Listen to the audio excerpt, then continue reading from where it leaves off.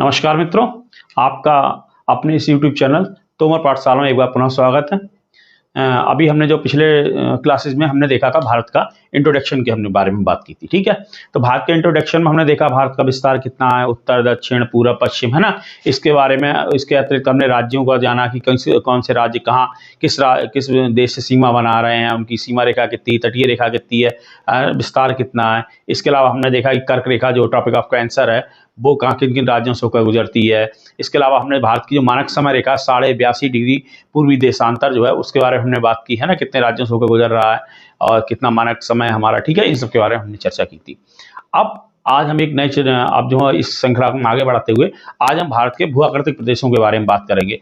भारत के भू-आकृतिक प्रदेश आखिर हैं क्या? तो भू-आकृतिक प्रदेश क्या है? भू-आकृतिक प्रदेश एक ऐसे प्रदेश हैं जहां पर स्थलाकृतियों में समानता पाई जाती है, ठीक है ना। तो जो स्थलाकृति होती है, स्थलाकृतिक विशेषताओं के आधार पर ही हम भारत को भू-आकृतिक प्रदेशों में बांटते हैं, फिजियोग्राफिक रीजन्स में बांटते हैं। वहाँ की ट्रोपोग्राफी क्या है इसके आधार पर। जैसे मान लीजिए कहीं पे पर्वत है तो पर्वतीय क्षेत्र हो गया, कहीं पे रेगिस्तान है तो रेगिस्तानी क्षेत्र हो गया, मरुस्थलीय क्षेत्र हो गया, कहीं पे मैदान है तो क्या हो गया, मैदानी क्षेत्र हो गया। तो कहीं पे मान लीजिए पठार है, प्रायद्वीप पे भारत में से क्या पठार आपको बहुत मिलते हैं तो पठारी क्षेत्र हो गया, द्वीप है तो द्वीपीय हो गया, है ना। तो इस रूप में हमने इनको देखा है बांट के। ज़्यादातर आपने बुक्स में किसी में 4 मिलेगा, किसी में 5 मिलेगा, किसी में 6 मिलेगा। तो हम मैक्सिमम 6 में बांट के देखेंगे जिससे कि हमें अध्ययन में काफ़ी सरलता रहेगी और क्वेश्चन को पकड़ने में भी हमें काफ़ी आसानी महसूस होगी। आपने अच्छा मेरे ख्याल से जो मैंने अभी तक टॉपिक कराए थे, जो तीन वीडियो रहे थे, उसमें आपने देखा होगा कि भारत के इंट्रोडक्शन से लगभग अगर आप लास्ट ईयर के क्वेश्चंस देखेंगे तो आप सारे लगभग बना पा रहे होंगे। क्योंकि देखिए जो भी क्वेश्चंस प्रीवियस ईयर पेपर्स में आए हुए हैं वो और जो भविष्य में बन सकते हैं, मैंने दोनों पे विस्तार से चर्चा की थी। जैसे आप देखें कर्क रेखा है, कर्क रेखा के बारे में कोई क्वेश्चन पूछा जाता है, कितने राज्यों से गुजरती है, किन किन राज्यों से गुजरती है, सबसे सर्वाधिक लंबाई कहाँ है, सबसे कम लंबाई कहाँ है, ये सारे क्वेश्चन आ चुके हैं। पूर्व से पश्चिम में उसका मतलब क्रम क्या है, ये इस तरीके के क्वेश्चन बन भी सकते हैं, है ना। तो इसकी हमने जो बात की है आरओ में भी पूछा जा चुका है, पीसीएस में भी पूछा जा चुका है। इसके अलावा बहुत सी स्थानीय परीक्षा से बैंक हुआ या आपका एसएससी वगैरह में काफ़ी बार पूछा जा चुका है और आईएएस में भी पूछा जा चुका है। इसके अलावा देखिए मानक समय रेखा उसके बारे में भी काफ़ी क्वेश्चन पूछे जा चुके हैं। तटीय रेखा के बारे में हमने बात की, सबसे लंबी तटीय रेखा किसकी है, तो वो भी क्वेश्चन देखिए पीसीएस में कई बार पूछा जा चुका है इसका, और जो वनडे एग्जाम है उसमें भी कई बार पूछा चुका है। तो हमारा कवरेज ऐसा रहेगा कि लगभग आप सारे क्वेश्चन बनाने की स्थिति में रहेंगे यदि आप थोड़ा सा भी ध्यान दे लेंगे, ठीक है ना। ऐसा मेरा मानना है, बाकी आप लोग जो चीज़ समझें, ठीक है। तो चलिए आज हम शुरू करते हैं। फिजियोग्राफिक रीजन्स की बात कर रहे थे तो हम आज जो है भारत के भू आकृतिक प्रदेशों की चर्चा करेंगे, उसी को आगे बढ़ते हैं। तो हमने बताया कि भारत को स्थलाकृतिक विशेषताओं के आधार पर, स्थलाकृतिक विशेषताओं को हमने बताया मतलब वहाँ पे जो लैंड है, भूमि है, उसकी बनावट कैसी है, पहाड़ी क्षेत्र है कि मैदानी क्षेत्र है कि पठारी क्षेत्र है, इसके आधार पर हम भारत को 6 भागों में बांटते हैं, ठीक है। तो सबसे पहला देखते हैं उत्तर का पर्वतीय क्षेत्र।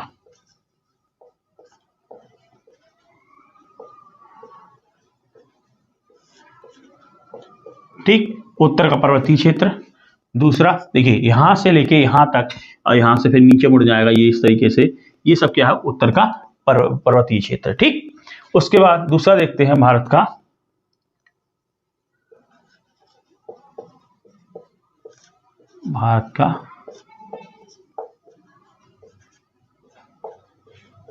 प्रायद्वीपीय क्षेत्र। ये हम क्या है, भारत का पठारी भाग है, ये पूरा क्या है पठारी भाग है, पठार है, ऐसे कहिए पठार है ये, ठीक है। तीसरा उत्तर भारत का मैदान, उत्तर भारत का मैदान, ठीक। चौथा भारतीय मरुस्थल,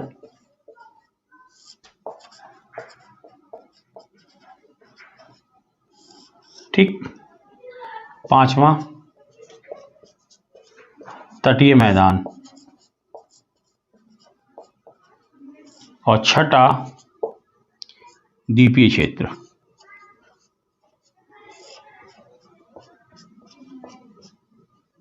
ठीक। तो हमने भारत को इन 6 भूआकृतिक प्रदेशों में बांटा है। पहला भारत का पर्वतीय क्षेत्र, यहां से देखिए चालू करेंगे, ये जम्मू कश्मीर, लद्दाख, हिमाचल, उत्तराखंड, इन सब से लेके आप पूरा ये आपका ही पूरा बेल्ट आएगा, नेपाल के सारे इधर ही नेपाल में आ जाएगा। और ये अरुणाचल, असम, अरुणाचल प्रदेश और फिर ये आपका नागालैंड, मणिपुर, त्रिपुरा, इन सब में ये इनसे मुड़ जाता है। ये हो गया उत्तर का पर्वतीय क्षेत्र।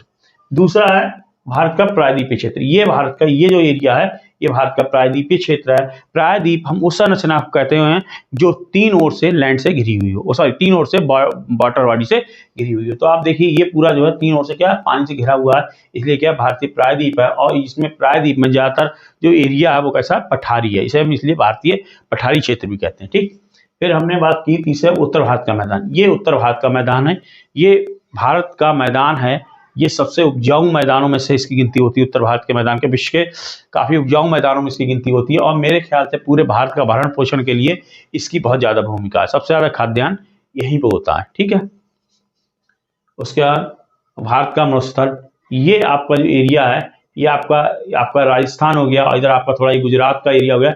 ये क्या है, भारत का जो आपका रेगिस्तानी एरिया, ठीक है, मरुस्थलीय एरिया, डेजर्ट एरिया। उसके बाद तटवर्ती मैदान, ये आपको कोस्टल मैदान दिखाई देंगे आपको, ये तटवर्ती मैदान हो गए इधर भी और इधर भी। उसके बाद द्वीपीय क्षेत्र छठा, ये हमारे द्वीप हो गए, ये हो गया आपका लक्षद्वीप, हो गया अंडमान निकोबार द्वीप समूह। ठीक, तो इसी क्रम में हम आगे इसकी पढ़ाई करेंगे। चलिए शुरू करते हैं। उत्तर भारत का पर्वतीय क्षेत्र।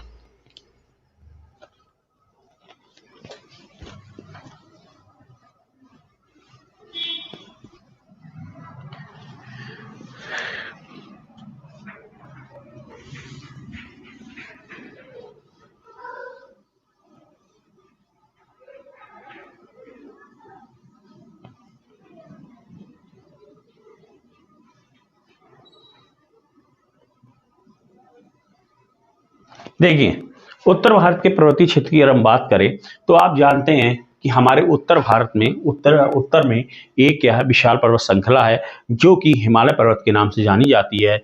और ये कई अलग, ये हिमालय जो पर्वत श्रृंखला है ये कई भागों में, हम इसका कई भागों में अध्ययन करेंगे। जैसे कि आपका ट्रांस हिमालय हो गया, महान हिमालय हो गया, है ना, लघु हिमालय हो गया, शिवालिक हिमालय हो गया। इस रूप में ये अलग अलग, ये श्रृंखलाएं अलग अलग काल में निर्मित हुई हैं। ठीक है ना। तो सबसे पहले हम देखते हैं उत्तर में एक विशाल पर्वत श्रृंखला है जिसमें क्या कहते हैं, हिमालय है। इसी के बारे में हम बात करते हैं। चलिए हिमालय की बात करते हैं। इसे हम क्या कहते हैं, हिमालय। देखिए इसमें सबसे पहले आता है ट्रांस हिमालय। ट्रांस हिमालय, ठीक, ये ट्रांस हिमालय जो है इसका निर्माण हिमालय से पहले हो चुका था। पूरी हिमालय श्रृंखला में, हालांकि इसे हम जो है अलग से मानते हैं हिमालय के, लेकिन सबसे प्राचीन है ये। ठीक है ना। इसका जो और श्रेणियां हैं, जैसे आपका ग्रेट हिमालय हो गया, लेसर हिमालय हो गया, शिवालिक हिमालय हो गया, इन सबसे इसका पहले निर्माण हो चुका था। अब हिमालय दूसरा आता है महान हिमालय, या इसे हम कहते हैं ग्रेट हिमालय। महान हिमालय या ग्रेट हिमालय, ये सबसे ऊंचा हिमालय है। ठीक है ना, सबसे ऊंचा हिमालय है और इसको हम हिमाद्री भी कहते हैं। क्या कहते हैं, हिमाद्री। हिमाद्री, या इसको हम कहते हैं आंतरिक हिमालय। आंतरिक हिमालय, या हम कहते हैं इसको सर्वोच्च हिमालय। सर्वोच्च हिमालय। देखिए महान हिमालय में क्या है कि महान हिमालय में सर्वाधिक ऊंची चोटियां विश्व की महान हिमालय श्रेणी में ही मिलती हैं, इसीलिए इसको जो है सर्वोच्च हिमालय भी कहते हैं। हिमाद्री इसलिए कहते हैं कि सर्वाधिक ऊंचाई पे है। ऊंचाई पे होंगी तो सीधी सी बात है, जितनी ऊंचाई बढ़ेगी टेम्परेचर क्या होगा, कम होगा। टेम्परेचर कम होगा तो वहां पे क्या होगा, बर्फ जमी रहेगी, बर्फ जमा रहेगा, हिम जमा रहेगा, इसलिए से हिमाद्री कहते हैं। और आंतरिक हिमालय ये है कि ट्रांस हिमालय है, उसके बीच में देखिए फिर ये महान हिमालय, फिर लघु हिमालय, फिर शिवालिक हिमालय, जिसे आंतरिक हिमालय भी कहते हैं। ठीक, उसके बाद आता है लघु हिमालय, इसे हम कहते हैं लेसर हिमालय। लघु हिमालय, लेसर हिमालय, इसी को हम कहते हैं हिमाचल हिमालय। ध्यान रखिएगा, हिमाचल हिमालय। ठीक, लघु हिमालय, इसी को इंग्लिश में कहते हैं लेसर हिमालय या हिमाचल हिमालय। ठीक, उसके बाद आता है हमारा शिवालिक हिमालय। शिवालिक कह देते हैं, शिवालिक। शिवालिक आ गया, और शिवालिक में भी हम पढ़ेंगे ये बाह्य हिमालय हो गया। ये क्या हो गया, बाह्य हिमालय हो गया। इसे निम्न हिमालय, उप हिमालय। देखिए समझ लीजिए इस चीज को, हिमालय को हम बेसिकली चार भागों में बांटते हैं। चार भागों में बांट के देखेंगे, और इसके अलावा एक चीज और देखेंगे, पूर्वोत्तर की पूर्वोत्तर की पहाड़ियां। इतना पूरा कर लेंगे तब आपका हिमालय कंप्लीट होगा। यहां से जितने भी क्वेश्चन लगभग बनेंगे सब आप बनाने की स्थिति में रहेंगे। देखिए हिमालय को हमने बांटा पहले ट्रांस हिमालय, ठीक, पार हिमालय भी कहते हैं इसको। इसका निर्माण सबसे पहले हुआ था। उसके बाद जो हमारा हिमालय अब जो मेन शुरू होता है वो हमारा यहाँ से होता है महान हिमालय से लेके शिवालिक हिमालय तक आता है, ठीक है। अब देखिए सबसे पहले आता है महान हिमालय। महान हिमालय इसलिए कहते हैं क्योंकि महान हिमालय या ग्रेट हिमालय, सबसे बड़ा हिमालय, हिमालय की सबसे बड़ी पर्वत श्रृंखला यही है। तो इसमें हिमाद्री मैंने बताया, हिमाद्री क्यों कहते हैं, इसकी ऊंचाई सर्वाधिक है। ऊंचाई सर्वाधिक होने के कारण क्या है, यहाँ पे हिमजमा रहता है, इसके कारण इसे हिमाद्री कहते हैं। सर्वोच्च हिमालय, सर्वाधिक ऊंची चोटियां मैंने बताया इसी हिमालय में पाई जाती है, इसलिए सर्वोच्च हिमालय भी कहते हैं। आंतरिक हिमालय में है क्योंकि इसके बीच में पड़ता है, इसलिए आंतरिक हिमालय भी कहते हैं, ठीक। लघु हिमालय, इसी को इंग्लिश में कहते हैं लेसर हिमालय, इसमें हम हिमाचल हिमालय भी इसको कहते हैं। उसके बाद शिवालिक हिमालय, हिमालय के सबसे दक्षिणी श्रृंखला जो है वो शिवालिक हिमालय ही है। इसको हम बाह्य हिमालय कहते हैं क्योंकि सबसे बाहर है ये सबसे नीचे पड़ती है दक्षिण में। निम्न हिमालय भी कहते हैं क्योंकि इसका इन सब की अपेक्षा यहाँ चोटियों की ऊंचाई काफी कम है। उप हिमालय भी इसको हम कहते हैं। उसके बाद हम देखेंगे पूर्वोत्तर की पहाड़ियां। पूर्वोत्तर की पहाड़ियां बेसिकली हिमालय का ही विस्तार है पूर्व में, इसको हम पढ़ेंगे, ठीक है। तो इस रूप में हम इसका अध्ययन करेंगे। ये सारे हिमालय अलग अलग काल में निर्मित हुए हैं। जैसे ये वाले सब जो ये यहाँ से लेके यहाँ तक जो है ये टर्सरी युग की संरचना है जो कि सेनोजोइक युग में निर्मित हुई है, ठीक है। अब इसको हम बात करेंगे ट्रांस हिमालय, महान हिमालय, लघु हिमालय, शिवालिक हिमालय या पूर्वोत्तर हिमालय की अलग अलग, ठीक। चलो सबसे पहले देखते हैं हम लोग ट्रांस हिमालय।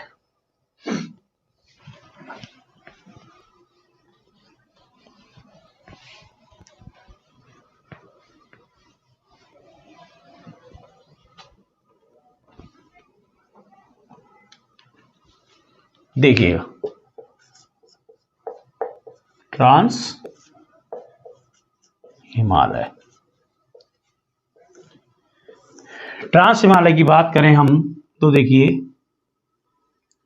ये जो एरिया है, ठीक, ये जो एरिया है इसमें पड़ता है ट्रांस हिमालय। ये एरिया कौन सा है, ये एरिया है लद्दाख। कौन सा है, लद्दाख। इसमें 3 श्रेणियां मिलेंगी, ठीक। यहां पर मिलेगी एक काराकोरम, लद्दाख, जास्कर, ठीक। इसमें 3 श्रेणियां मिलेंगी, 1 2 3, ठीक। 3 श्रेणियां मिलेंगी। तो हम इस रूप में देखते हैं। सबसे पहले ये वही काराकोरम, काराकोरम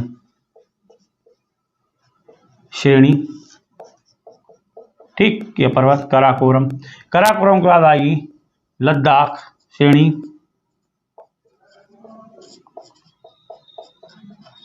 उसके बाद आई जास्कर, जास्कर श्रेणी, और चौथा यह है ये कैलाश, कैलाश पर्वत, ठीक है। ये आपका लद्दाख में पड़ेगा, ठीक। तिब्बत में पड़ेगा। अब देखिए यहां से प्रश्न कैसे बनते हैं, पहले हम उसको जान लें तो हमें पढ़ने में थोड़ी सहूलियत रहेगी। जैसे देखिए इसमें पूछा जाएगा कि कौन सी श्रेणी कहाँ है, ठीक है, किस राज्य में अवस्थित है, उसमें प्रमुख शिखर कौन सा है, वो शिखर किस राज्य में है, ठीक है। इस तरीके के क्वेश्चन बनते हैं। किस देश में है, किस राज्य में है, ऊंचाई क्या है, इस तरीके के क्वेश्चन बनते हैं। अब इसमें देखिए सबसे पहले इसमें हमने बताया जो हमारा ट्रांस हिमालय है इसमें हमें 4 श्रेणियां मिलती हैं बेसिकली। सबसे पहले सबसे उत्तर मिलेगी हमें काराकोरम श्रेणी, उससे नीचे मिलेगी हमें लद्दाख श्रेणी, उससे नीचे मिलेगी हमें जास्कर श्रेणी, और उसके बाद यहाँ तिब्बत में हमें मिलेगी कैलाश श्रेणी, ठीक। तो सबसे पहले आप देखें जो ये वाला एरिया है, ये वाला जो एरिया है आप अगर देखें तो ये पूरा कौन सा क्षेत्र है, लद्दाख क्षेत्र है। तो आप चाहे आप काराकोरम की बात करें, चाहे लद्दाख की बात करें, चाहे जास्कर की बात करें, ये तीनों कहाँ मिलेंगी, सबसे पहले आपको पता हो कहाँ मिलेंगी, लद्दाख में मिलेंगी, ठीक, क्लियर। जहां तक कैलाश श्रेणी की बात है ये तिब्बत में मिलती है, ठीक है, ये तिब्बत में मिलती है, आपको ये पता होना चाहिए। तो ये कहाँ मिलेगी आपको, लद्दाख में, ये भी लद्दाख में, ये भी लद्दाख में। कहाँ मिलेंगी, लद्दाख में, क्लियर। ये आपको मिलेगी तिब्बत में, ठीक। काराकोरम श्रेणी में यहां पे एक पर्वत पड़ता है, ये इसे हम कहते हैं K2, गाडविन ऑस्टिन या K2। ये भारत की सर्वोच्च चोटी है, लेकिन ये पाक अधिकृत कश्मीर में पड़ती है। ठीक है, भारत की सर्वोच्च चोटी कौन सी है? गार्डवन ऑस्टेन है, K2 है। इस K2 की ऊंचाई क्या है? इस K2 की ऊंचाई आपको पता होनी चाहिए, 8611 मीटर पड़ती है। ये कभी भी पूछा जा सकता है क्योंकि ये भारत की सर्वोच्च चोटी है, भारत की सर्वोच्च चोटी है और इसकी ऊंचाई कितनी है? 8611 मीटर। वैसे तो विश्व की कौन सी है? एवरेस्ट है। दूसरे नंबर की चोटी है वो ये K2 है और ये K2 जो है भारत में पड़ती है। अब वर्तमान में पाक अधिकृत कश्मीर में। ठीक, यहां पर एक और यहां पर चोटी पड़ेगी, यहां पे ये यहां पर पड़ेगी राकापोशी, राकापोशी एक चोटी ये पड़ेगी। ठीक है, दो चोटियां लगभग हम देख लेते हैं। तो हम बात करते हैं काराकोरम श्रेणी की। काराकोरम श्रेणी हमने आपको बताया कहाँ है, ये पड़ेगी लद्दाख में। इसमें एक चोटी पड़ती है, कौन सी? ये आपका पड़ता है K2 या गार्डवन ऑस्टेन, जो भारत की सर्वोच्च चोटी किसमें पड़ेगी? काराकोरम श्रेणी में। ठीक, दूसरी बात यही काराकोरम श्रेणी में ही, यहाँ पर काराकोरम श्रेणी में ही सबसे ऊंचा जो दर्रा आपको मिलेगा वो काराकोरम श्रेणी में ही काराकोरम दर्रा मिलता है। ठीक है, यहाँ पर विश्व का सबसे लंबा जो आपका ग्लेशियर है, सियाचिन ग्लेशियर, वो आपको इसी में ही मिलेगा। ठीक है ना, सियाचिन ग्लेशियर। क्या मिलेगा? सियाचिन ग्लेशियर। ये लिख देता हूं, इसके बारे में बताता हूं। सियाचिन ग्लेशियर वो आपको कहाँ मिलेगा? काराकोरम श्रेणी में मिलेगा। और सियाचिन जो है विश्व का सबसे ऊंचाई पर अवस्थित सैन्य अड्डा भी है। ठीक है ना। अच्छा, उसके बाद अब आप देखेंगे कि यहाँ दूसरे नंबर जो श्रेणी मिलती है वो मिलती है हमें लद्दाख श्रेणी। कौन सी मिलती है? लद्दाख श्रेणी। ये वाली दूसरे नंबर की है लद्दाख श्रेणी। यहाँ पर एक हमें चोटी मिलती है, पर्वत मिलता है राकापोशी, उसकी चोटी का ही नाम है राकापोशी। ये जो चोटी है ये तीव्र ढाल वाली चोटी है, एकदम नुकीली, एकदम खड़ी हुई चोटी है। ठीक है, तो कभी आपसे पूछ दे कि विश्व की सबसे सर्वाधिक तीखे ढाल वाली चोटी कौन सी है, तो कौन सी है? राकापोशी है, जो किसमें मिलती है? लद्दाख में, आपका लद्दाख श्रेणी मिलती है। उसके बाद आती है जास्का श्रेणी। ठीक, और उसके बाद आती है कैलाश श्रेणी, जो किसी है तिब्बत में है। अब दूसरी बात देखिए, यहाँ पर काराकोरम से एक नदी निकलती है, उसका नाम है श्योक। इससे बनाता हूं, क्या नाम है? श्योक नदी। एक नदी यहां से निकलती है, इसको हम कहते हैं सिंधु नदी।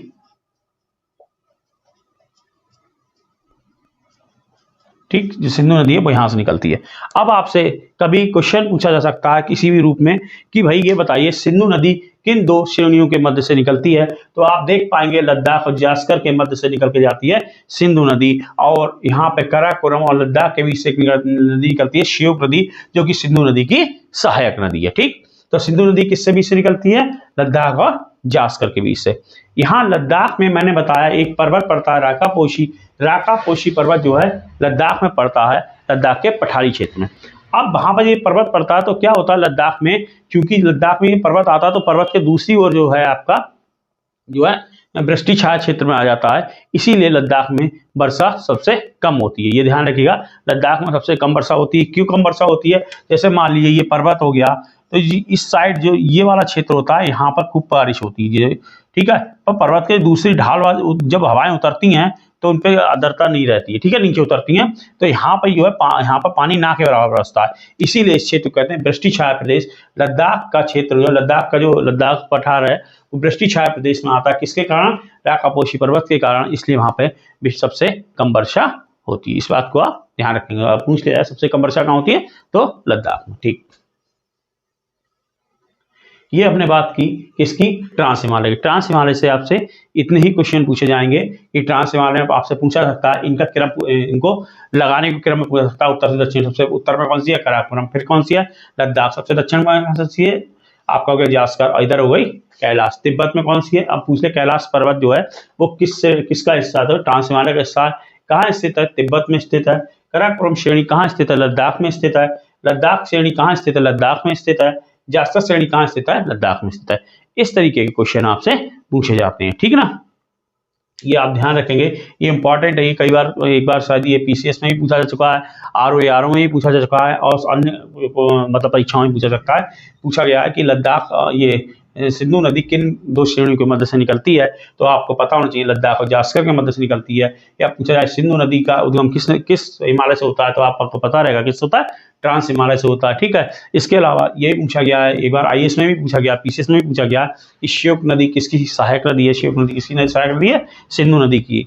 और ये क्वेश्चन अभी तक बना नहीं है, लेकिन कभी बनने की संभावना है कि विश्व की सर्वाधिक तीव्रतम ढाल वाली चोटी कौन सी है, तो कौन सी है, राकापोशी है।